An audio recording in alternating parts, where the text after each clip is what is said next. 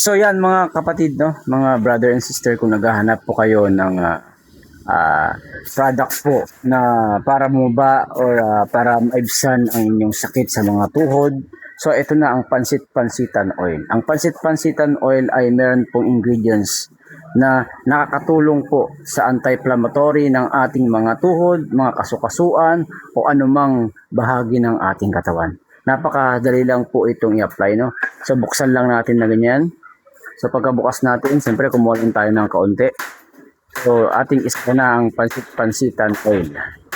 So napakaganda po ang pansit-pansitan oil kasi nare-relieve niya po ang sakit. So ipahid lang po sa ating tuhod dito, no? Sa ating mga siko, no? Sa ating mga tuhod. So sa mga gustong kumuha ng pansit-pansitan oil, napakaganda, no? Ito na po ay tested ko na po ito sa mga rayuma, sa sakit ng mga kasukasuan, ang pansit-pansitan.